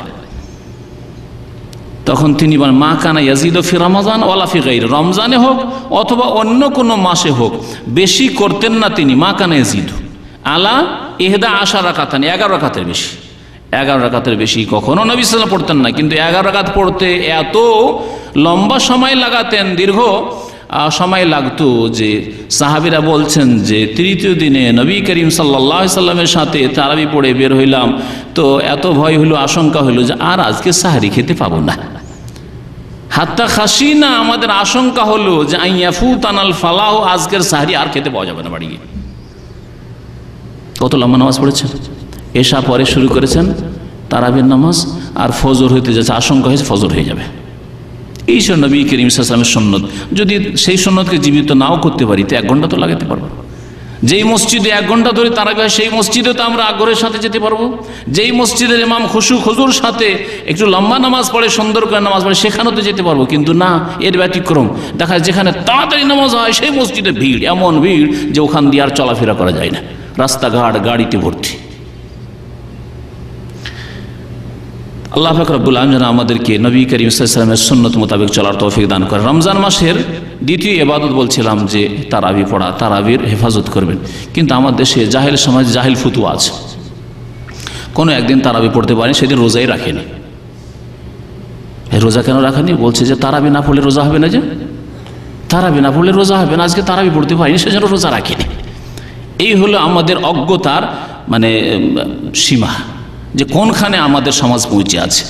তারাবি সুন্নাত রাসূলুল্লাহ সাল্লাল্লাহু আলাইহি ওয়াসাল্লামের, আর রমজান মাসের রোজা হচ্ছে ফরজ। রোজা ছেড়ে দিলে আল্লাহর দরবারে হাজির, আল্লাহ পাক মাফ করবেন না বিনা তওবা হাজির হলে, আল্লাহ পাক আযাব দেবেন এই ফরজ ছাড়লে। এবং দিনকে আপনি ধ্বংস করলেন। তারাবির হেফাজত করুন, কিন্তু তার আগে মনে রাখেন যে রোজা ছাড়া আপনার ঈমান অসম্পূর্ণ। রোজা যদি না রাখেন তো আল্লাহ পাক রব্বুল এই কাবিরা গুনাহ মাফ করবেন না। যদি বিনা তওবা এরকম চলে যান, আল্লাহ পাক আযাব দেবেন। আর আল্লাহর যদি রহমত, আপনার নেক আমল অনেক বেশি থাকে, সে আল্লাহর রহমত হয়, সেটা ব্যতিক্রম। রমজান মাসের এই ইবাদত এবং এই ইবাদত অন্য মাসেও রয়েছে, একই ইবাদত, কিন্তু এটাকে অনেকে দুই ইবাদত করে ফেলেছে। তারাবি আলাদা, তাহাজ্জুদ আলাদা না, এইরকম আসলে কোরআন হাদিস দ্বারা প্রমাণিত নয়। আল্লাহ পাক রব্বুল আলামিন রাতের নামাজকে সূরাতুল মুজাম্মিলে বলছে, আইয়ুহাল মুজাম্মিল কুমিল লাইলা, রাতের কিয়াম করো। রমজান মাস আসলে ওই একই নামাজ, মান কামা রমজান মাসের কিয়াম করলো, তাহলে কিয়াম, এই সলাতুল কিয়াম একই নামাজ আসলে। বাকি কথা হলো যে আপনি এই 8 পড়ে নিয়ে অতিরিক্ত আপনি নফল, রাত জাগরণের জন্য নফল পড়তে পারেন, তাতে কোনো অসুবিধা নেই। কিন্তু নির্ধারিত করে যদি পড়েন, সবচাইতে উত্তম হচ্ছে নবী করিম সাল্লাল্লাহু আলাইহি সাল্লামের সুন্নত মোতাবেক, সংখ্যার দিক দিয়ে আর কোয়ালিটির দিক দিয়ে, দুই রকম সুন্নতের আমল করার চেষ্টা করবেন। আজকাল মানুষ কোনোটা সুন্নতের আমল করে না, না সংখ্যার দিক দিয়ে নবীর সুন্নতের পাবন্দি করে, আর না কোয়ালিটির দিক দিয়ে সুন্নতের পাবন্দি করে। দুই সুন্নতের যারা পাবন্দি করবে তারাই সত্যিকার সুন্নতের অনুসারী নবী করিম সাল্লাল্লাহু আলাইহি সাল্লামের। আল্লাহ পাক কোরআনে কারীমে মিনাল লাইলি ফাতাহাজ্জাদ বিহি, রাতে আল্লাহ পাক রব্বুল নামাজ পড়তে বলেছে, ঘুম ত্যাগ করে, কোরআনে কারীমের আদেশ। তো এই নামাজ, সেই নামাজ, যেই নামাজকে তাহাজ্জুদ বলা হয়, ওই নামাজকে কিয়ামে রমজান বলা হয়, সেই নামাজকে কিয়ামুল লাইল বলা হয়, সেই নামাজকে তারাবি বলা হয়। কোনো পার্থক্য নেই, নামের শুধু পার্থক্য, নামাজ একই নামাজ। এই রমজান মাসের আরেকটি নফল ইবাদত হচ্ছে বেশি বেশি কোরআনে কারীম তেলাওয়াত করা, বেশি বেশি কোরআনে কারীম তেলাওয়াত করা। কারণ রমজান মাসে আল্লাহ পাক আল কোরআন নাজিল করেছেন, তাই রমজান মাসের সাথে কোরআনে কারীমের সম্পর্ক আছে। শাহরু রমাদান আল্লাযী উনজিলা ফীহিল কোরআন, রমজান এমন এক মাস যে মাসে আল্লাহ পাক আল কোরআন নাজিল করেছেন। সুতরাং আল কোরআনের হেফাজত করতে হবে।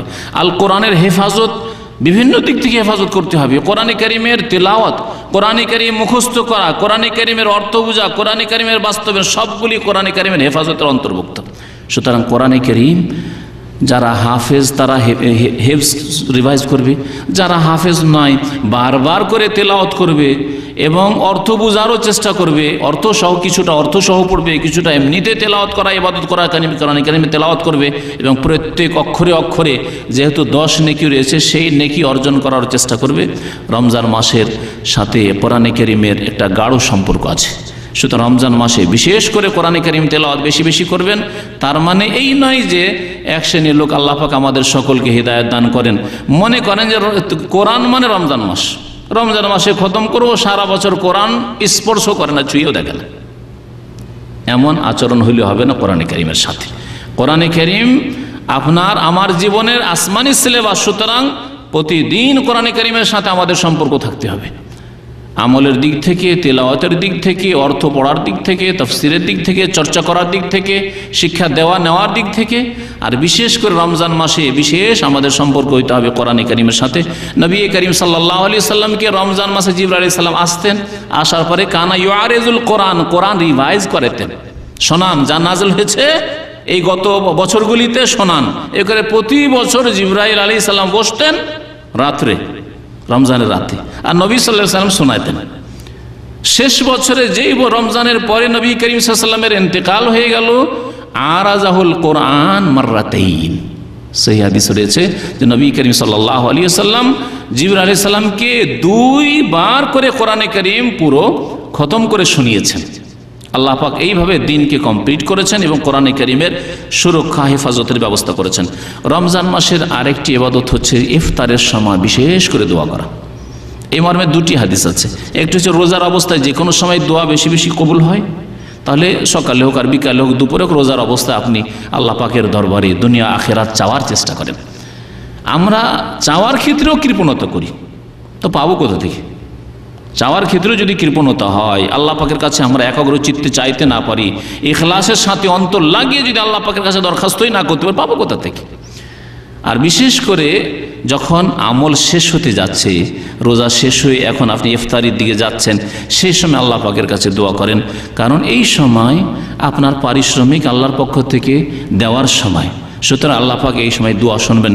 নবী করিম সাল্লাল্লাহু আলাইহি ওয়াসাল্লাম হাদিসে রয়েছে 3 শ্রেণীর মানুষের দোয়া খণ্ডন হয় না, তার মধ্যে দাওয়াতুস সায়েম হিনা ইফতির, রোজাদারের দোয়া যখন ইফতারির সময় হয়ে আসে, সামনে খাবার আছে অথচ খাচ্ছে না, আল্লাহ পাক ফেরেশতাকে বলেন যে মা আরাদা হাউলা, কি উদ্দেশ্য, কি সামনে খাবার আছে, খাবার ঠান্ডা হয়ে যাচ্ছে, বাসি হয়ে যাচ্ছে, আর খাবার নিয়ে বসে আছে, খাচ্ছে না কেন বলো তো দেখি?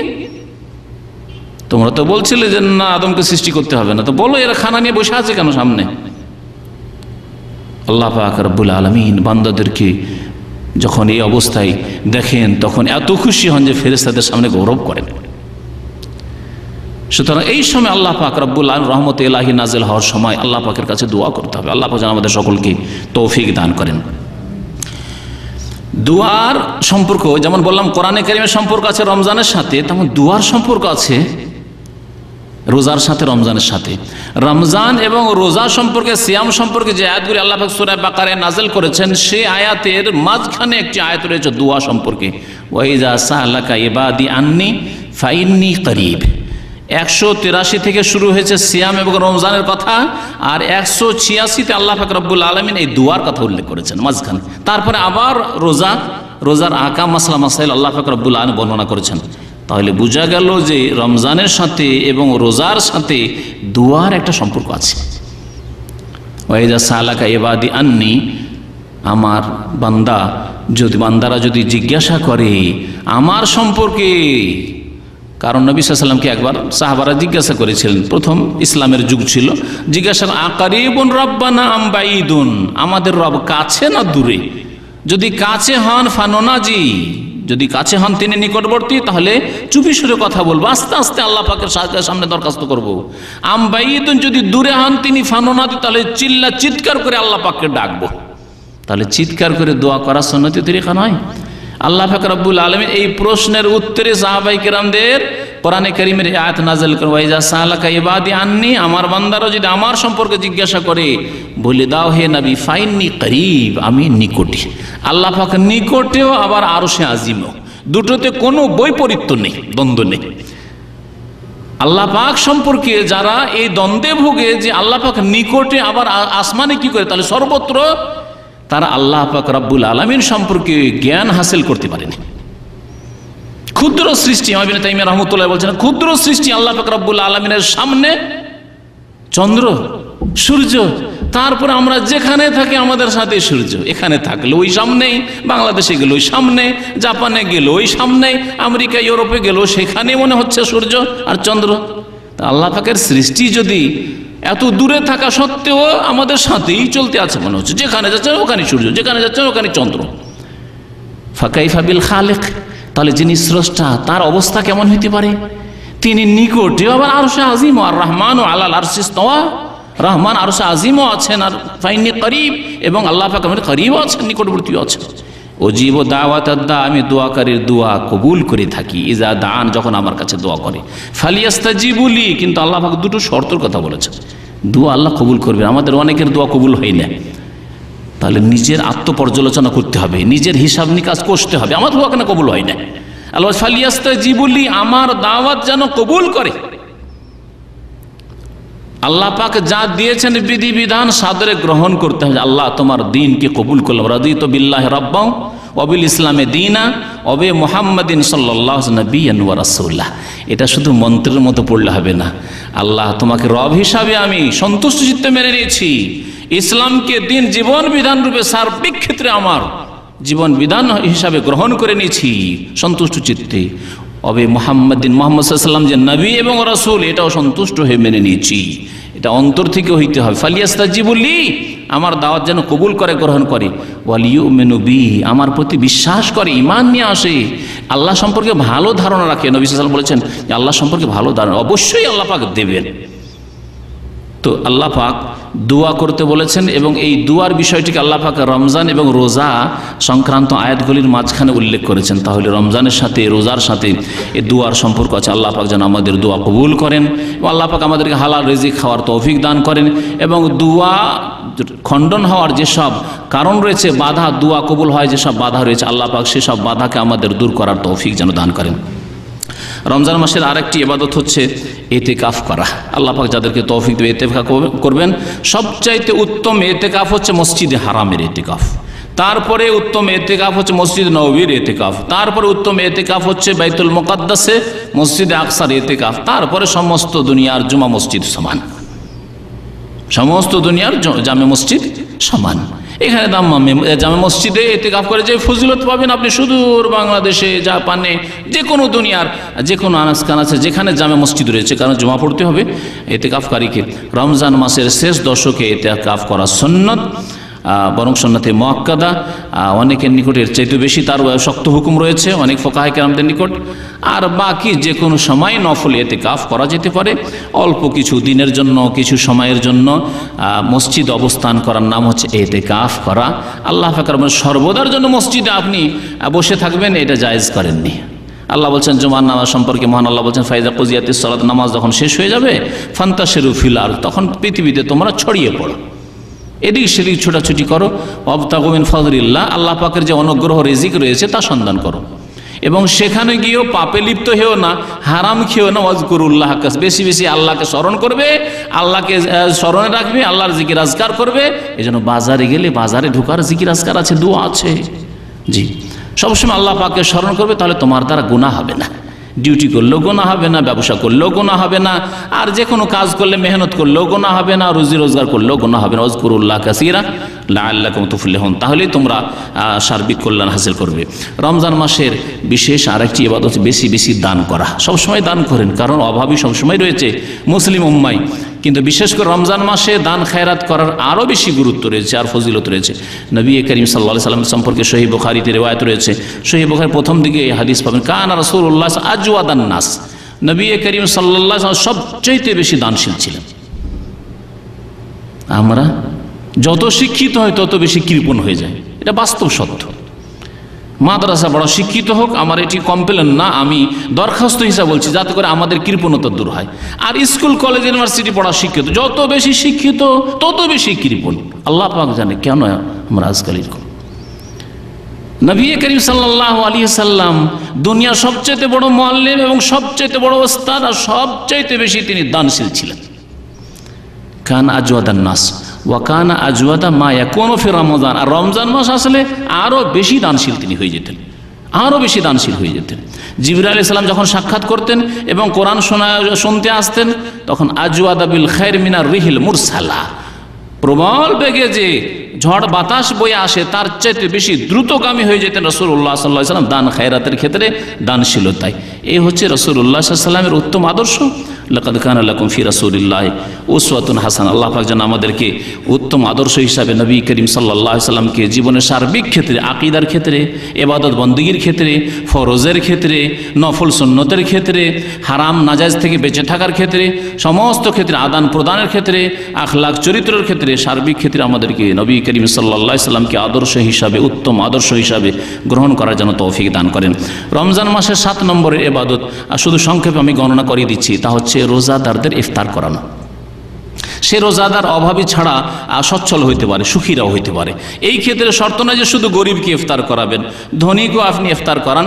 এই ইফতার জাকাত নয়, কোনো সাদকা নয় যে এতে সচ্ছল ব্যক্তি অংশ নিতে পারবে না বা সচ্ছল ব্যক্তি অন্যের ইফতার করতে পারবে না। অবশ্যই ইফতার করবেন এবং ইফতার করাবেন। নবী করিম সাল্লাল্লাহু আলাইহি ওয়াসাল্লাম বলেছেন, মান ফাত্তারা সায়মান, কোনো ব্যক্তি যদি রোজাদারকে ইফতার করায়, ফাল কানা লাহু মিসলু আজরিহি, রোজাদার রোজা রেখে যে সওয়াব পেল, নেকি পেল, রোজা ইফতার করিয়ে তার সমান নেকি আল্লাহ পাকের পক্ষ থেকে পাবে।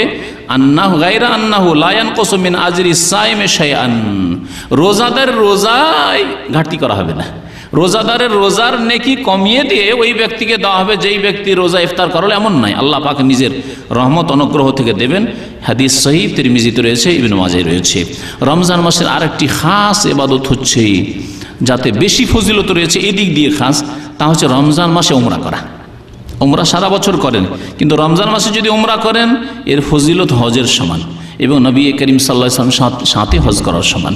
নবী করিম সাল্লাল্লাহু আলাইহি ওয়াসাল্লাম এক মহিলাকে বললেন, উম্মে সেনান তার নাম ছিল, উম্মে সেনান আনসারি মহিলা, হজে যেতে পারেনি, কোনো কারণে হজে যেতে পারেনি। তখন তাকে নবী সাল্লাল্লাহু আলাইহি ওয়াসাল্লাম বললেন যে এক কাজ করো, হজ ফরজ হজ তো জীবনে একবার আদায় করতে হবে যে ব্যক্তি সচ্ছল থাকে, কিন্তু তুমি যখন হজে যেতে পারোনি, এক কাজ করো, রমজান মাসে উমরা করে নাও। ফাইন্না উমরাতান ফি রমাদানা তাদিলু হাজ্জাতান মাই, রমজান মাসে উমরা করলে আমার সাথে এক হজ করার সমান নেকি পাবে। সুবহানাল্লাহ। সুতরাং যেসব ভাইরা ছুটি পাবেন, অনেক ভাইরা ছুটি পান না, ছুটি দেয় না রমজান মাসে, যারা ছুটি পাবেন আল্লাহ শুকরিয়া আদায় করেন, আলহামদুলিল্লাহ রমজান মাসে আল্লাহ পাক ছুটির ব্যবস্থা করে দিয়েছেন। অথবা ফ্রি কাজ করছেন, যে কোনো সময় রমজান মাসে 3 দিনের জন্য গিয়ে বা 2 দিনের জন্য গিয়ে উমরা করে আসতে পারেন, আল্লাহ পাক রব্বুল জন্য তৌফিক দান করেন। তবে ফরজ হজ আদায় করে যারা সৌদি আরবে চলে এসেছেন তাদের অধিকাংশ মুসলিমের ওপর হজ ফরজ হয়ে গেছে। এখান থেকে মক্কাতুল মুকাররমা পৌঁছা সহজ, সুতরাং এই ফরজ হজ আদায় করায় বিলম্ব করবেন। আল্লাহ যেন নেক আমল তৌফিক দান করেন। রমজান মাসের 9 নম্বরের নেক আমল হচ্ছে কদরের রাতে বেশি বেশি ইবাদত মেহনত করা। ইনশাআল্লাহ তাআলা আগামী আলোচনাতে বা রমজান মাসে আলোচনাগুলিতে বিস্তারিত আলোচনা করা হবে। আল্লাহ এই কদর রাতের কথা কোরআনে কারীমে উল্লেখ করেছেন, কয়েক আয়াতে আল্লাহ উল্লেখ করেছেন। একটি সূরায় এই মর্মে আল্লাহ পাক নাযিল করেছেন, ইন্না আনজালনাহু ফি লাইলাতিল কদরি ওয়া মা আদরাকা মা লাইলাতুল সূরা কদর, ওর নামই হচ্ছে এই কদর রাতের ফজিলতে আল্লাহ পাক এই সূরা নাযিল করেছেন। এছাড়াও আল্লাহ পাক রব্বুল আলামিন সূরা দুখানের প্রথম আয়াতে ইন্না আনজালনা ফি লাইলাতিন মুবারাকা, বরকতময় রাত বলে আখ্যায়িত করেছেন। সেই রাতও হচ্ছে কোরআন নাযিল হওয়ার রাত। সেটা কখন? শবে কদর। কখন? রমজান মাসে না শাবান মাসে? রমজান মাসে। সুতরাং বিভ্রান্তির শিকার হবেন। আল্লাহ পাক হিদায়াত করে ওই সব গুমরাহদেরকে, যারা জাতিকেও গুমরাহ করছে, প্রচার মাধ্যমে টিভিতে আসছে আর বলছে সূরা দোকানে আল্লাহ বলেছেন লাইলাতুল মুবারাকা, আর সেটা হচ্ছে শবে বরাত। আরে আল্লাহ বলছেন কোরআন নাযিল করেছি ওই রাতে। কোরআন তো নাযিল হয়েছে শাহরু রমাদান আল্লাযী উনজিলা ফীহিল কোরআন, কোরআন রমজান মাসে নাযিল হয়েছে। তাহলে শাবান মাস আর শবে বরাত কোথায় আসলো?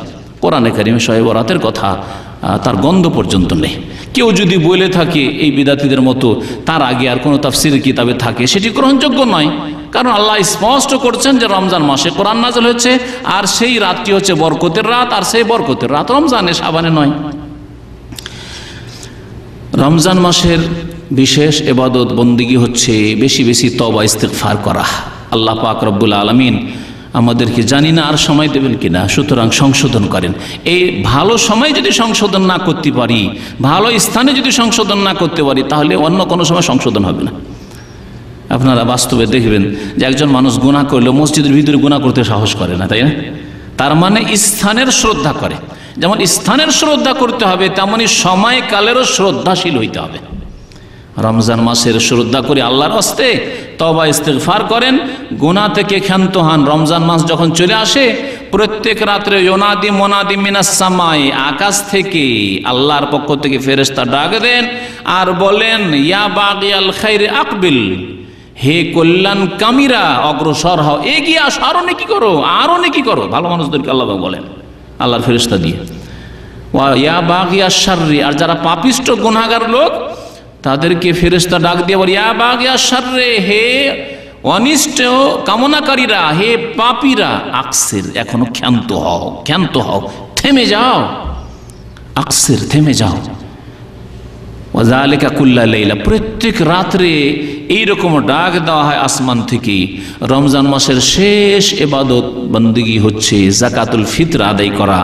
এই 10-12টি বিষয় আপনাদের সামনে পেশ করলাম। আল্লাহ পাক রব্বুল আলামিন যেন আমাদেরকে নেক আমলের তৌফিক দান করেন। আল্লাহ পাক আমাদের গুনাহ খাতা যেন মাফ করে দেন। রমজান মাস সংক্রান্ত অনেক মাসলা মাসাইল রয়েছে। রোজা ভঙ্গকারী বিষয়, কি বিষয়ে রোজা ভঙ্গ হয়, কি বিষয়ে রোজা ভঙ্গ হয় না। এছাড়াও রমজান মাস সংক্রান্ত অনেক সুন্নত মুস্তাহাব কাজ রয়েছে। সাহারি খেয়ে রোজা রাখা, ইফতারি করা এবং ইফতারি খেজুর দিয়ে করা, আর ইফতারির ক্ষেত্রে তাড়াতাড়ি করা, সাহারি বিলম্ব করে করা, এ সমস্ত বিষয়গুলি ইনশাআল্লাহ তাআলা সময় সুযোগ পেলে আগামীতে আপনাদের সামনে পেশ করার চেষ্টা করব। আল্লাহ পাক যেন নেক আমলের তৌফিক দান করেন। আল্লাহ পাক আমাদের গুনাহ খাতা যেন মাফ করে দেন। আল্লাহ পাক রব্বুল আলামিন রমজান মাসের ইবাদত বন্দেগী আমাদের যেন কবুল করেন। আল্লাহ আমাদের শাবানে যেন বরকত দান করেন। আল্লাহ আমাদেরকে খালেস অন্তর থেকে নির্ভেজাল নিখুঁত তওবা করার জন্য তৌফিক দান করেন। আল্লাহ আমাদেরকে যেন জান্নাতুল ফিরদাউস দান করেন। আল্লাহ আমাদেরকে জাহান্নামের আযাব থেকে যেন রক্ষা করেন। আল্লাহ আমাদের কবর আযাব থেকে যেন রক্ষা করেন। আল্লাহ পাক আমাদেরকে নেক সন্তান সন্ততি যেন দান করেন।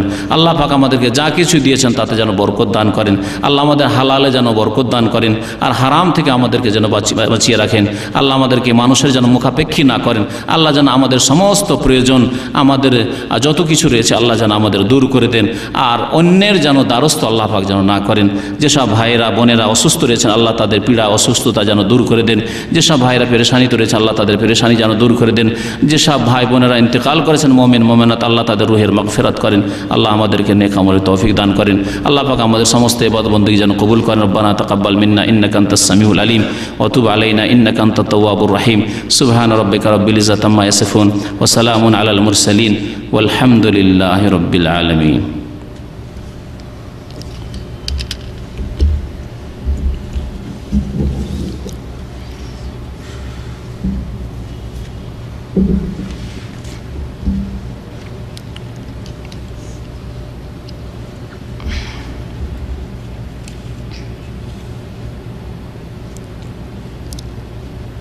এক ভাই জিজ্ঞাসা করেছেন যে রমজান মাসের এতেকাফ সম্পর্কে কোরআন ও হাদিসের আলো কিছু বলবেন কি? রমজান মাসে এতেকাফের কথা বলা হয়েছে, আর কোরআনে কারিমে এতেকাফের কথা আল্লাহ উল্লেখ করেছে। যেখানে রমজান মাসের মাসলা মাসাইলের কথা আল্লাহ পাক বর্ণনা করেছে সেখানে ওয়ালা তুবাশিরুহুন্না ওয়া আনতুম আকিফুনা ফিল মাসাজিদ, তোমরা স্ত্রীদের সাথে মিলন করবে না যখন তোমরা বা যৌন কামনার সাথে স্পর্শ করবে না। ওয়ালা তুবাশিরুহুন্না ওয়া আনতুম আকিফুনা ফিল মাসাজিদ, যখন তোমরা মসজিদে ইতিকাফ অবস্থায় থাকবে। তাহলে এই ইতিকাফের কথা আল কোরআনে উল্লেখ করা হয়েছে।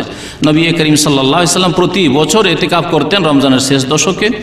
আর এই ইতিকাফ সম্পর্কে আশা করি আপনার যতটা প্রশ্ন তার সংক্ষেপে উত্তর দেওয়া হয়েছে।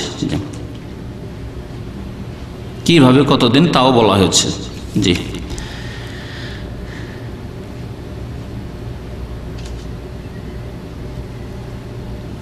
বলছেন যে শফিক ভাইয়ের আম্মা অসুস্থ, আপনার সকলের উপস্থিতির নিকট দোয়া চেয়েছেন, আল্লাহ পাক যেন শেফা দান করেন। আর আমভাবে বলা হয়েছে ইনশাআল্লাহ সেই দোয়া ইনশাআল্লাহ তাআলা পৌঁছিবে। তবে আমাদের মতো গুনাহগারকে আল্লাহ পাক রব্বুল যেন হালাল রিজিকের তৌফিক দান করেন এবং আমাদের দোয়া আল্লাহ পাক যেন কবুল করেন। বিশেষ করে যখন চোখের আড়াল থেকে দোয়া করা যায়, দোয়া কবুল হয়। চোখের আড়ালে যারা আমাদের সামনে নেই তাদের জন্য যদি আমরা দোয়া করি, হাদিসে আছে যে এই দোয়াতে ইখলাস আছে, সুতরাং এই দোয়া কবুল হয়। লোক দেখানো নয়, কাউকে খুশি করার জন্য নয়, ইখলাসের সাথে আল্লাহ পাক যেন কবুল করেন। আল্লাহ পাক সকলের ক্ষেত্রে আমাদের এবং আমাদের ভাইদের বোনদের যেন দোয়া আল্লাহ পাক কবুল করেন। আমাদের সকলকে যেন আল্লাহ পাক সুস্থতা দান করেন।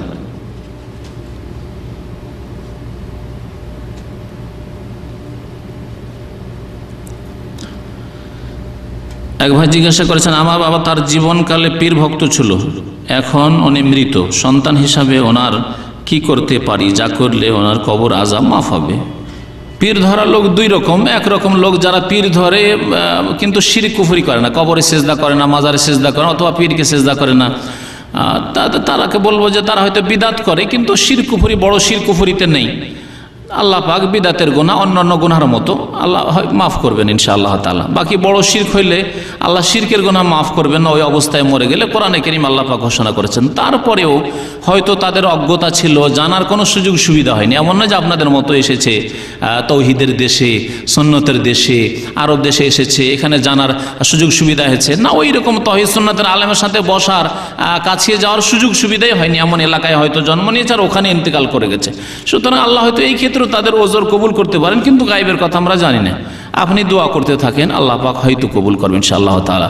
মুশরিকদের ক্ষেত্রেও, মুনাফিকের ক্ষেত্রেও নবী সাল্লাল্লাহু আলাইহি ওয়াসাল্লাম যখন দোয়া করতে গেলেন আল্লাহ পাক পরে নিষেধ করলেন, কিন্তু নবী সাল্লাল্লাহু আলাইহি ওয়াসাল্লাম দোয়া করার চেষ্টা করলেন যে দোয়া করি। সুতরাং আপনি দোয়া করেন, হয়তো আল্লাহ পাক রব্বুল আলামিন তার ওজর, অজ্ঞতার ওজর কবুল করবেন। জানতে সুযোগ পাননি, তার ওজর আল্লাহ পাক কবুল করবেন। আর যদি শুধু বিদাত হয়ে থাকে, শিরক পর্যন্ত, বড় শিরক পর্যন্ত না পৌঁছে থাকে, তাহলে আল্লাহ পাক ইনশাআল্লাহ যেমন অন্য অন্য গুনাহ মানুষের মাফ করেন, আল্লাহ পাক ওই সব গুনাহ আল্লাহ মাফ করবেন ইনশাআল্লাহ তাআলা। আমার নিজের অর্থ সম্পদ নেই, আমার মাথার উপর কি হজ আছে? না, মায়ের হজ মায়ের সম্পদ দিয়ে করতে হবে। আপনার পয়সা যদি থাকে তো মায়ের উপর হজ ফরজ না, বাকি এহসান করে করিয়ে দেন। যেমন মা এহসান করেছে, বাবা এহসান করেছে, আপনি আপনার পয়সা দিয়ে এহসান করে হজ করেন, সেটা ভালো নেকির কাজ করলেন, আপনিও নেকি পাবেন, তাদেরও ফরজ হজ আদায় হবে ইনশাআল্লাহ। কিন্তু হজ ফরজ অতক্ষণ হয় না যতক্ষণ নিজের ব্যক্তি মালিকানায় বাইতুল্লাহ পর্যন্ত পৌঁছার এবং এখান থেকে ফিরে যাওয়ার সমান শক্তি না হবে, তো তখন কারো ওপর হজ ফরজ হবে না।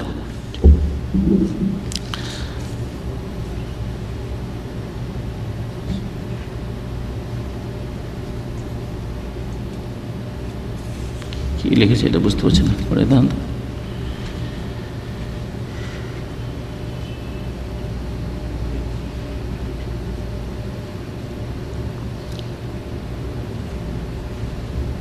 এটা কি, এটা কি লিখেছেন? এই শব্দটা কি? পুরুষ মহিলা, হ্যাঁ? ও, পুরুষ মহিলার কবরে কি পার্থক্য আছে? পুরুষ মহিলার কবরে কি পার্থক্য আছে আমার তো জানা নেই কি পার্থক্য আছে। জি, গত সপ্তাহে এক ভাই জিজ্ঞাসা করেছিলেন যে মহিলাদের কবরকে বেশি খনন করা হয় আর পুরুষের কম করা হয়, এরকম কিছু জিজ্ঞাসা করেছিলেন। যদি এরকম করা থাকে আমার এই সম্পর্কে কিছু জানা নেই। জি, বরং একই রকম কবর হবে। পানি ওঠার যদি আশঙ্কা না থাকে অথবা ভুসড়ে যাওয়ার, হয়তো বালি মাটি ভুসড়ে যাওয়ার আশঙ্কা না থাকে, তাহলে বেশি গভীর করতে বলা হয়েছে কবরকে। যতটা সম্ভব হবে একটু ডিপ করবে, গভীর করবে কবরকে। জি,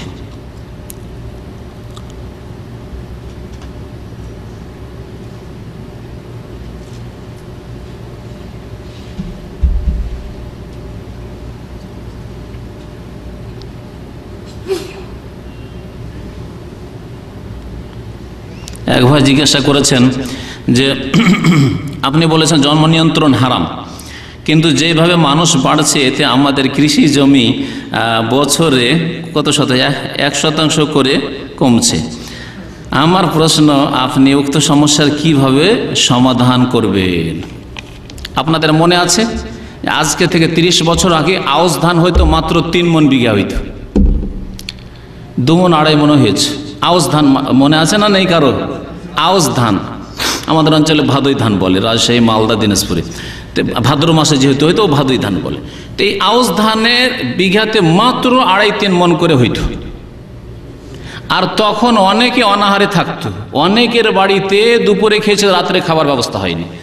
এখন ওই জমিগুলিতে এমন এমন ধান হচ্ছে যেগুলো 30 মণ 40 মণ হচ্ছে বিঘা। হচ্ছে না? হচ্ছে না? আচ্ছা, তখন মানুষের কাছে জমি যথেষ্ট জমি ছিল, যথেষ্ট জমি ছিল। আমার দাদা আমলের জমি 100 বিঘা জমি ছিল তাদের কাছে। আর এখন আমাদের কাছে 10 বিঘা জমি পাওয়া মুশকিল। এখন আমরা বেশি সুখী আছেন, আমার দাদা আমলের লোকেরা বেশি সুখী ছিল? বলেন দেখি, বলেন। তাহলে জমি দিয়ে শুধু সুখী করা যায় না, হ্যাঁ? জমি দিয়ে আর ঘর বাড়ি দিয়ে শুধু সুখী করা যায় না। আল্লাহ পাক রব্বুল আলামিন রিজিকের মালিক, আল্লাহ ভালো করে জানেন যে কিয়ামত পর্যন্ত কত লোক আসবে এবং তাদের রিজিক কোথা থেকে দিতে হবে, সব কিছু আল্লাহ জানেন। আপনার এই জমিতে, এই ছোট্ট দেশে, ঘন বস্তিতে, বাংলাদেশের মতো একটা দেশে, সেখানেও আল্লাহ পাক রাজ্জাক। সুতরাং এই জমিতে আল্লাহ রিজিক দেবেন অবশ্যই, যদি আল্লাহকে রাজ্জাক বলে বিশ্বাস করেন আর আপনি আব্দুর রাজ্জাক হন। কিন্তু আজকাল অধিকাংশ মুসলিম নিজেই রাজ্জাক হয়ে গেছে, নিজেই রিজিক দাতা ছেলে মেয়েদেরকে। সেই জন্য আল্লাহ তাদের কাছ থেকে বরকত ছিনিয়ে নিচ্ছে, বান বন্যা দিয়ে ডুবিয়ে, আর বিভিন্ন আযাব দিয়ে, আর বিভিন্ন রকমের পীড়া ব্যাধি দিয়ে টাকা পয়সা আল্লাহ পাক অন্য দিক থেকে নিয়ে নিচ্ছে। তুমি বাঁচাবে, আল্লাহ পাক অন্য দিক থেকে নিয়ে নিচ্ছে। চুরি, ডাকাতি, ছিনতাই, নিরাপত্তাহীনতা, বিভিন্ন রকমের আযাব দিয়ে আল্লাহ পাক অশান্তিতে রেখেছেন মানব জাতিকে তাদের পাপের কারণে। কিন্তু আল্লাহকে সত্যিকার রাজ্জাক হিসাবে ধরেন আর আল্লাহকে বলেন, আল্লাহ তুমি হালাল রিজিক দাও, আমার ছেলে মেয়েদের রিজিকে বরকত দাও। আল্লাহ পাক যে কোথা থেকে রিজিক দেবেন, আল্লাহ বলছেন ওমান ইয়াত্তাকিল্লাহ ইয়াজআল লাহু মাখরাজা ওয়া ইয়ারযুকুহু মিন হাইসু লা ইয়াহতাসিব। তালাক নিয়ে এক মহিলা চলেছে, সূরা তালাকের আয়াত, কিন্তু আমি সূরা তালাকের তাফসীরে কথা বলেছি জুমার দিনের কিছুদিন আগেই। আল্লাহ বলছেন ওই তালাক নিয়ে চলে যাচ্ছে অসহায় মহিলা, জানি না ওর বাবা বেঁচে আছে কিনা, ওর ভাই নেবে কি নেবে না, বাড়িতে খেতে দেবে কি দেবে না, হয়তো থাকতেই দেবে না। আল্লাহ ওকে বলছেন ওমান ইয়াত্তাকিল্লাহ, আল্লাহকে ভয় করো, ইয়াজআল লাহু মাখরাজা, আল্লাহ রাস্তা অবশ্যই বের করে দেবেন, ওয়া ইয়ারযুকুহু মিন হাইসু লা ইয়াহতাসিব, এমন জায়গা থেকে আল্লাহ রিজিক দেবেন যে তুমি কল্পনাও করতে পারো না। চিন্তা করতে পেরেছেন আপনি? আপনি এত ভাবনাই কেন, এত পেরেশান কেন? নিজের রাজ্জাক হয়েন, আব্দুর রাজ্জাক হওয়ার চেষ্টা করেন। হ্যাঁ, নিজের রহমান হয়েন না, আব্দুর রহমান হওয়ার চেষ্টা করেন, আল্লাহর বান্দা হওয়ার চেষ্টা করেন, আল্লাহ অবশ্যই রিজিক দেবেন। আর বাস্তবে দেখতে পাচ্ছেন যার বাড়িতে যত সংখ্যায় লোক আছে তারাও তত বেশি সুখী। আর এর বাস্তব প্রমাণ যদি চান তো আমার নিজের ফ্যামিলির কথা বলছি। আমরা যখন, আমি একা, আমার মনে পড়েছে আমরা 3-4 ভাই হয়েছি, 9 ভাইয়ের জন্ম, আমরা 9 ভাই, 9 ভাইয়ের জন্মই হয়নি তখন, মাত্র 2-3 ভাই ছিলাম। আমি যেহেতু বড়, মনে পড়ছে খুব অভাব ছিল আমার আব্বার। একাই আব্বা উপার্জন করে, অনেক সময় অভাবের মধ্যে কেটেছে, অভাবের মধ্যে কেটেছে। কিন্তু যেই আমরা 9 ভাই হইলাম আর বাপ মা 2-11, কখনো আর অভাব হয়নি। যত সংখ্যা বেড়েছে আর কখনো অভাব হয়নি। এই জন্য এই চিন্তা যার সত্যি আল্লাহর ভরসা আছে সে কখনো করবে না যে আমার বাড়িতে এত মেম্বার বেড়ে গেলে কোথা থেকে খেতে পাবো। দেশে এত লোক বেড়ে গেলে কোথা থেকে খাবার জুটবে, এই কথা কখনো চিন্তা করবে না। রিজিক দাতা আল্লাহ। অফিস সামাই রিজকুকুম, আল্লাহ বলছে আসমান আছে না, আপনার বাড়িতে আছে, আপনার জমিতে আছে, ওই বিঘার জমিতে আছে না, অফিস সামাই রিজকুকুম, রিজিক আকাশে আছে। অমাতু আদনা, যা কিছু আল্লাহ ওয়াদা করেছেন যে আইন্নি আনা রাজ্জাক, আল্লাহ উপর থেকে নামাবেন। আজকে আরব দেশে আজকের আগে কত খালি জমি পড়েছিল, দামাম শহর 80 বছর আগে দামাম শহরই ছিল না। সেই কালে মানুষ খেতে পেত না, কোথায় দৌড় দিয়ে যেত, এখানে থাকতো যারা মাছ মারার লোক, হ্যাঁ মাছ শিকার করার লোক, আর না হইলে ওই মণিমুক্তা তলাশ করতো লুল্লু, এরকম কিছু লোক বাহারেন এগুলোতে থাকতো। এখানে কেউ আসতো না। প্রথম এই হাইয়ুদ দাওয়াসেরটা ছিল, এই দাওয়াসের ওই ওয়াদি দাওয়াসের থেকে এসে প্রথম এই মহল্লা ছাড়ার কিছু ছিল না দাম্মামের। তারপরও খেতে পেত না, অনাহারি ছিল। বাড়িগুলো দেখছেন, এই দিয়ে ঘুরেন আর একটু ভালো করে দেখেন, ভালো করে দেখেন যে কি বাড়ি ছিল এগুলোতে, বাস করার মতো বাড়ি, সেই বাড়িগুলো ছিল। আর আজকে এত লোক হয়েছে, আর এত দাম্মাম আর রিয়াজের একদিক থেকে আরেক দিকে 100 কিলোমিটার হয়ে গেছে, 100 কিলোমিটার এপার থেকে ওপার রিয়াজ। তারপরে অভাব নেই, কোথা থেকে আল্লাহ দিচ্ছেন? লোক সংখ্যা তো বেড়ে গেছে, অনেক বেড়ে গেছে লোক সংখ্যা, তারপর অভাব নেই। বলুন যে পেট্রোল এসছে, যে আল্লাহ এখানে পেট্রোল দিতে পারেন বাংলাদেশে দিতে পারেন না? হ্যাঁ দিতে পারেন না? বাংলাদেশে গ্যাস দিতে পারেন না? দেবেন আল্লাহ, আল্লাহর দিনের দিকে ফিরে আসতে হবে। বহু রাস্তা আছে রিজিকের, আল্লাহ পাক সেই রাস্তাগুলি খুলে দেবেন, কিন্তু আমরা সেই রাস্তাগুলি আমাদের পাপ দিয়ে বন্ধ করে দিচ্ছি। হারাম কাজ করে, অন্যায় করে, জুলম অত্যাচার করে সেই রিজিকের রাস্তা আমরাই বন্ধ করে দিচ্ছি। নবী করিম সাল্লাল্লাহু আলাইহি ওয়াসাল্লাম বলেছেন যে মানুষ হারাম কাজ করলে রিজিকের রাস্তা বন্ধ হয়ে যায়। ইন্নাল আবদা লা ইউহরামু রিজক, বান্দা রিজিক থেকে মাহরুম বঞ্চিত হয়ে যায় বেজাম্বিন আসাবাহু, তার পাপের কারণে। আপনি এই পাপ না করতেন, অন্যায় না করতেন, আল্লাহ রাস্তা বন্ধ করতেন। যেমন ছেলে বন্ধ করলেন যে না নেব না, 10 বছর গ্যাপ দিয়ে 2টা ছেলে নেব, আল্লাহ রিজিকের রাস্তা এই পাপের কারণে বন্ধ করে দিন আপনার বাড়িতে। না হলে যদি আপনি খোলা রাখতেন, আল্লাহ পাকের রিজিকের রাস্তা খোলা রাখতেন। সমস্ত ক্ষেত্রে লাগান এই বিষয়টি, এই হাদিসটিকে। এই হাদিস মাঝে মাঝে আমাকে আমার ইমান তাজা করে, আলহামদুলিল্লাহ, যে পাপ থেকে বেঁচে থাকেন আল্লাহ পাকের রিজিক দেবেন আপনাকে, পাপ থেকে বেঁচে থাকেন আল্লাহ পাকের রিজিক দেবেন। কথা বুঝতে পেরেছেন?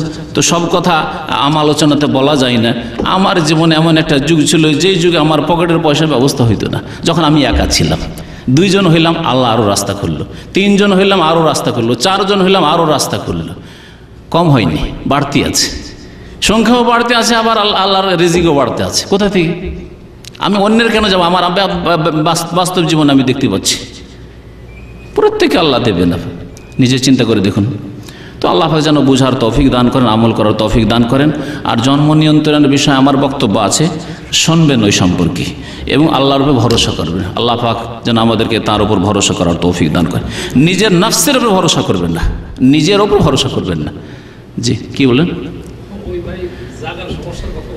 হ্যাঁ,